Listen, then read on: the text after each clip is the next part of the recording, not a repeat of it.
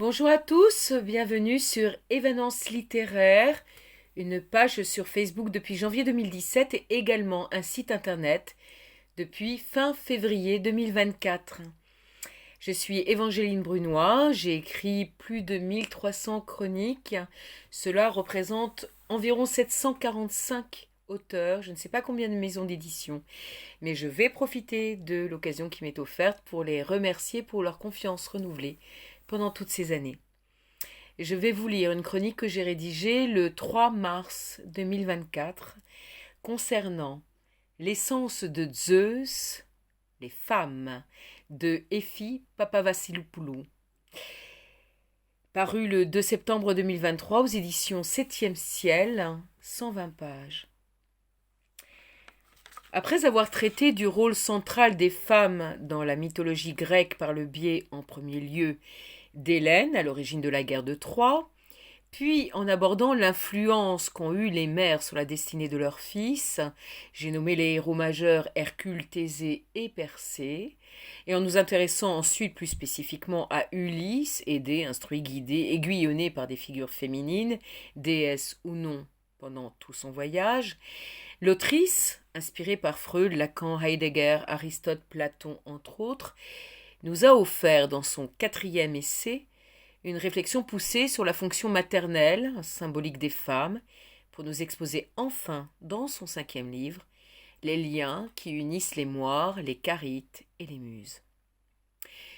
Ce 6e ouvrage de Effie Papavassilou-Poulou s'inscrit dans cette réflexion complexe, sidérante et détaillée sur la place des femmes, humaines ou non, dans nos cultures, nos inconscients, notre éducation, nos sociétés encore aujourd'hui.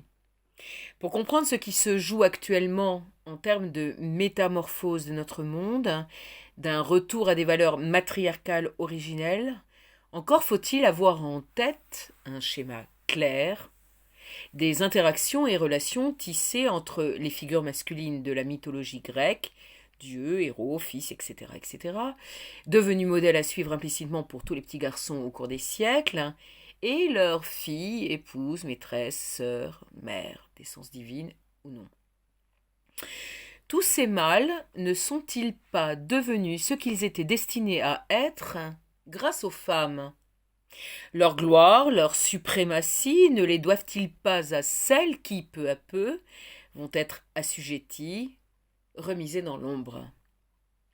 Ainsi, ce dernier opus s'attache à Zeus, le suprême, le plus haut dans la hiérarchie. N'y aurait-il pas sur ce dossier beaucoup à découvrir ? Derrière tout grand homme ou dieu se cache une femme, dit-on. Notre Zeus, lui, a une santé incroyable. Une 50aine de maîtresses, 70 enfants, devenus pour la plupart des héros, plusieurs épouses, ça va, tranquille. Enfin, tranquille, pas tout à fait. Héra, sa femme légitime, celle qui représente la stabilité, la continuité, est profondément jalouse des autres élus de son illustre époux et déteste les enfants nés de ses relations extraconjugales. Elle partage de force dans la douleur son seigneur et maître qui continue à papillonner de l'une à l'autre, toujours le même modus operandi, et que je me métamorphose en taureau, puis en pluie d'or, etc., pour plaire à la nouvelle donzelle sélectionnée, que je lui fasse une tripotée de gosses qui sont le prolongement de moi-même, de ma force de vie, car oui, Zeus est mouvement, vie. N'oublions pas que c'est lui qui a libéré sa fratrie de Chronos, leur père, et permis que le temps ne soit plus figé. De maîtresse en femme, peu à peu, Zeus trace son propre portrait. Mnémosyne, sa première femme, est celle qui ouvre la porte à toutes celles qui suivront. Métis et ses consoeurs. Chacune représente une étape dans le parcours de Zeus. Elle laisse sur lui et en lui des traces, des éléments qui lentement mais sûrement constitueront son essence. Chacune symbolise une qualité, une aptitude. Chacune marque Zeus de sa féminité, et celle-ci se manifeste particulièrement en continu et d'une manière prévalente à tous ses descendants. Il est d'apparence masculine. C'est ce qui séduit ses compagnes successives, mais sa dynamique et la puissance de son mouvement est de nature féminine, comme le montrent ses épouses métisses Héra et Mnémosyne. Elle constitue son essence permanente, s'enrichissant avec les maîtresses qui leur correspondent. Zeus est vie, mouvement, car il se construit par l'adversité de ses maîtresses autour de la constance de sa femme Héra et de celles qui sont son essence initiale, Métis et Mnémosyne. Héra se caractérise par sa constance, résidant dans sa fécondité liée à la vie dans son ensemble. Mnémosyne, inventrice du langage et mère des muses et la mémoire. Métis, la rusée, et celle qui sait plus de choses que tout dieu ou homme mortel, selon Hésiode. Un trio gagnant enrichi de tous les autres, élu de ce Zeus insatiable qui peut se réaliser dans le monde grâce à ses héritiers. Je vous laisse découvrir comment tout ce joli monde s'organise, la hiérarchie qui s'établit de fait entre chaque partenaire de Zeus, les conséquences sur ses filles et fils, et les implications évidemment que toutes ces histoires légendaires et mythologiques, partie intégrante de notre éducation, ont eu sur nos sociétés, nos psychés, nos choix conscients ou inconscients, que l'on soit grec ou non. En dessinant le profil de Zeus et de ses figures féminines, c'est notre portrait qui peu à peu apparaît. Effie Papavassilopoulou, en nous narrant les aventures amoureuses de Zeus, montre l'évolution de la société grecque, s'attache à exposer ainsi les origines de sa structure actuelle.